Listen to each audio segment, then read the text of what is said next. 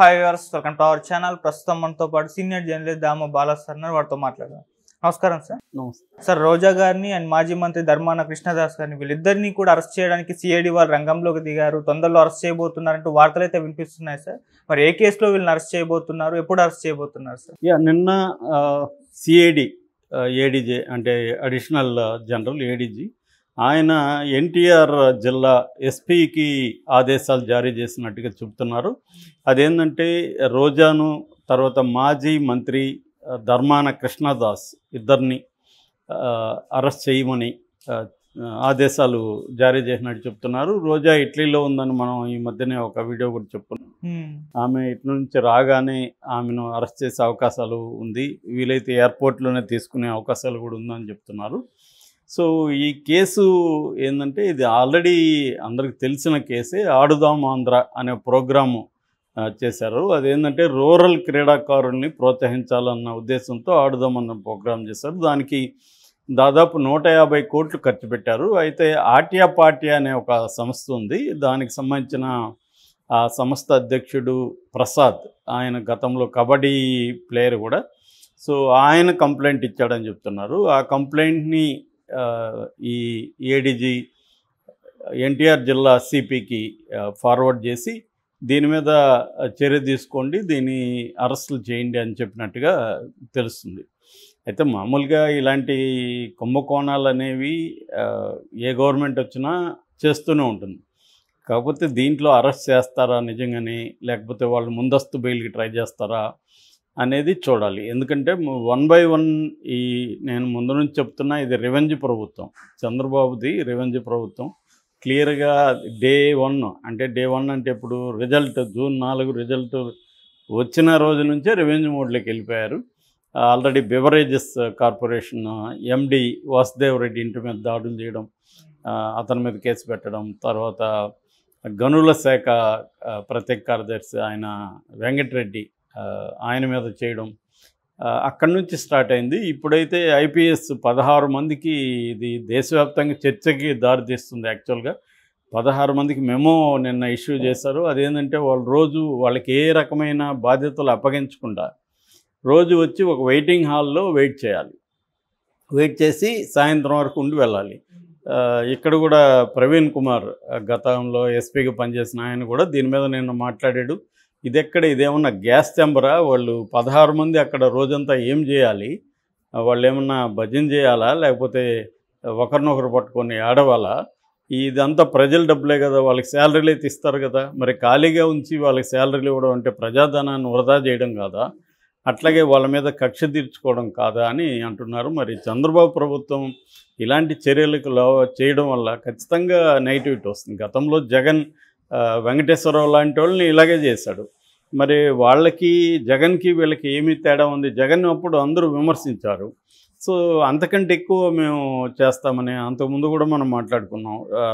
Revenue కావచ్చు, పోలీసులు కావచ్చు, చాలామందికి 100 మందికి పోస్టులు ఇవ్వకపోవడం, ఇచ్చిన అప్రధానమైన పోస్టులు ఇవ్వడం, ఒక హరాస్మెంట్ అనేది, రెడ్ బుక్ హరాస్మెంట్ అనేది జరుగుతుంది. సో ఆ క్రమంలో భాగంగా ఇప్పుడు వైసీపీని కూడా టార్గెట్ చేస్తుంది. వైసీపీని టార్గెట్ చేసినా మనం అర్థం చేసుకోవచ్చు. ఎందుకంటే పొలిటికల్గా ఒక పొలిటికల్ పార్టీ ఇంకొక పొలిటికల్ పార్టీని టార్గెట్ చేయడం అనేది కామనే. ఎవరు అధికారంలో ఉన్నా ప్రతిపక్షాలను చేస్తారు. గతంలో 2014 నుంచి 19 వరకు తెలుగుదేశం వాళ్ళు చేశారు, మళ్ళీ రివర్స్లో వైసీపీ వాళ్ళు చేశారు, మళ్ళీ ఇప్పుడు తెలుగుదేశం చేస్తున్నారు, మళ్ళీ జగన్ వస్తే మళ్ళీ చేస్తాడు. ఇది ఒక విసియస్ సర్కిల్ లాగా అది జరుగుతుంది. కానీ ఇటువంటి సంఘటన అంటే 16 మంది ఐపీఎస్ ఆఫీసర్ని ఒక రూమ్లో బంధించి వాళ్ళు అక్కడే ఉండాలా? అదే ఈయన అన్నాడు ప్రవీణ్ కుమార్, ఇదేమన్నా గ్యాస్ ఛాంబరా, వాళ్ళని అలాగా ఉక్కిరి బిక్కిరి ఆడకుండా ఏమన్నా చంపేస్తారా మీరు అనేది కూడా అంటున్నాడు. ఇది దేశవ్యాప్తంగా మెల్లమెల్లగా చర్చకి దారితీసే అవకాశం ఉంది. కోర్టు కూడా జోక్యం చేసుకునే అవకాశం ఉంది. ఖచ్చితంగా బ్యాడ్ నేమ్ అయితే వస్తుంది. మరి పవన్ కళ్యాణ్ రోజుకి 10 నీతులు చెప్తుంటాడు. ఇలాంటి విషయాల మీద అతను నాకు కనబడవు సార్ అన్నట్టుగా సైలెంట్గా ఉంటున్నాడు. ఆ క్రమంలోనే ఇప్పుడు రోజా మీద చాలా సివియర్ కోపం ఉంటుంది వీళ్ళందరికీ. ఆ విషయంలో పవన్ కళ్యాణ్కి కూడా రోజా మీద కోపం ఉంటుంది. కాబట్టి రోజాని ఏ కేసుల్లో మనం ఇరికించాలనేది వీళ్ళు ప్లాన్ చేస్తుంటారు. ఆమె క్రీడా శాఖ మంత్రి ప్లస్ పర్యాటక శాఖ మంత్రి కాబట్టి ఆ శాఖల్లో ఏమేమి జరిగాయి అనేది ఆరా తీసి ఖచ్చితంగా ప్రతి గవర్నమెంట్లో అవినీతికి పాల్పడిన వాళ్ళు ఎవరు ఉండరు. ఆ, వీళ్ళు చేయరా, తెలుగుదేశం వాళ్ళు చేయరా, చేస్తారు. ఇప్పుడు వైసీపీ వాళ్ళు చేయరా, చేస్తారు. నేను అందుకనే ఎప్పటి నుంచి చెప్తుంటాను, ప్రతి పొలిటికల్ పార్టీ అధికారంలోకి వచ్చినాక అవినీతి చేయకుండా కుదరదు కూడా. ఎందుకంటే వాళ్ళు ఖర్చు భయంకరంగా పెట్టి కదా గెలుస్తున్నారు ఒక్కొక్కరు. సో 60,000 కోట్లు పైన మొన్న నేషనల్ లెవెల్లో ఎన్నికల్లో ఖర్చు పెట్టారు రాజకీయ నాయకులని ఒక ఏడీఆర్ సంస్థ నివేదిక చెప్పింది. మరి వీళ్ళు అది అనఫ్సీలు ఇంకా ఎక్కువ పెట్టి ఉండే అవకాశం ఉంది. సో ఇంత వేల కోట్లు అంటే 1,00,000 కోట్లు ఒక ఎంపీ ఎలక్షన్లో పెడుతున్నప్పుడు అవి ఎక్కడి నుంచి రావాలి? మళ్ళీ వీళ్ళకి సంపాదిస్తామని ఆశ ఉంటేనే కదా పెడతారు. ఎవడు కూడా ఓన్లీ ఎంపీ కావడానికి కోసం ఒక 100-150 కోట్లు, ఎమ్మెల్యే కావడానికి 50 నుంచి 100 కోట్లు ఎందుకు ఖర్చు పెడుతున్నారు? మళ్ళీ మన అధికారంలోకి వస్తే మనం సంపాదించుకోవచ్చు, మన వ్యాపారాలని డెవలప్ చేసుకోవచ్చు. ఇలా రకరకాల అంతిమంగా ఆర్థిక ప్రయోజనాలు ప్రధానంగా పనిచేస్తారు. సో వీళ్ళు అవినీతికి పాల్పడకుండా ఎలా జరుగుతుంది? ఇది whole model of the present electoral పాలిటిక్స్లోనే ఈ ప్రాబ్లం ఉంది. కాబట్టి అందుకని ఈజీగా కేసులు పెట్టగలుగుతారు.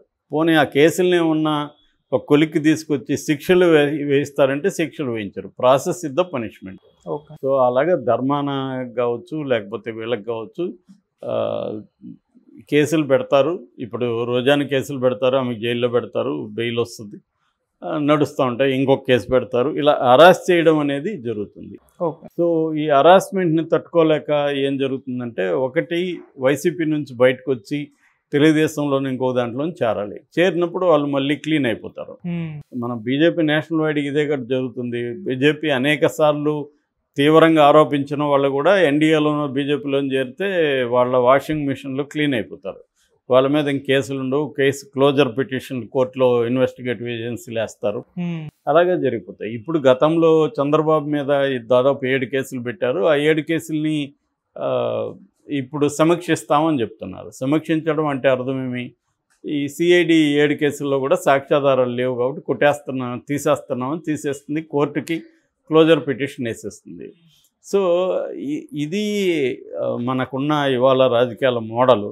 కాబట్టి ఈ చంద్రబాబు కూడా అదే పని చేయడం కరెక్ట్ కాదు. జగనే చేస్తున్నాడు. జగన్ చేసి ఇప్పుడు దీనికి అందరూ వాళ్ళు మాట్లాడేది ఏంది? మీకు వెంకటేశ్వరరావుని ఇబ్బంది పెట్టినప్పుడు మీరేమయ్యారు? ఏమవుతాం? దాన్ని కూడా ఖండిస్తాము. వెంకటేశ్వరరావుని చేశారు కాబట్టి మేము చేస్తానంటే ఇంకా తేడా ఏముంది? మళ్ళీ అతనికి కూడా మీరు లేజిటిమసీ ఇచ్చినట్టే కదా. నువ్వు చేసింది కరెక్టే రా బాబు, మేము కూడా చేసింది కరెక్టే, మళ్ళీ నువ్వు కూడా చెయ్యి అన్నట్టే కదా ఉంది. కాబట్టి దీనివల్ల ఏమవుతుందంటే వ్యవస్థలని నిర్వీర్యం చేయడం. ప్రభుత్వం ఇప్పుడు ఒక ప్రెజరే కదా, రేపు ఐపీఎస్ ఆఫీసర్లంతా మాకు అనుకూలంగా పనిచేయండి అని ప్రెజర్ చేస్తారు. ఇప్పుడు ఈ నెక్స్ట్ మళ్ళీ వైసీపీ వచ్చినాక కూడా అదే జరుగుతుంది కదా. అంతిమంగా ఏంటంటే అధికారులు కూడా ఆలోచించుకోవాలి. మనం రాజకీయ నాయకులు చెప్పినట్టంతా ఆడితే మళ్ళీ ఇంకొక పార్టీ అధికారంలోకి వచ్చినప్పుడు మనం ఇబ్బందులు పడాల్సి వస్తుంది అనేది. వెంకటేశ్వరరావుని కూడా ఊరికే వేధించలేదు కదా జగన్. మిగతా వాళ్ళని వేధించకుండా వెంకటేశ్వరరావుని ఎందుకు వేధించాడు? వెంకటేశ్వరరావు కూడా తెలుగుదేశం కార్యకర్తలుగా పనిచేశాడు.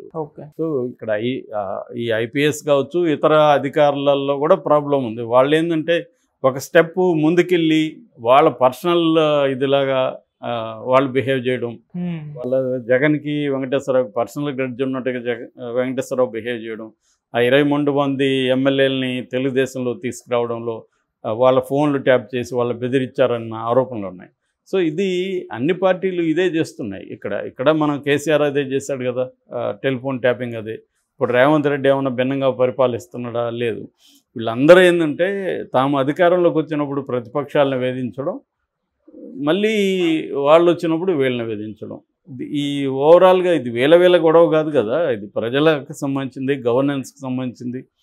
దీనివల్ల డెమోక్రసీ అనేది గంగలో కలిసిపోతుంది. ప్రజల పరిపాలన అందించడం కంటే దీని మీద ఫోకస్ యంత్రాంగం దీని మీద పెట్టాలి.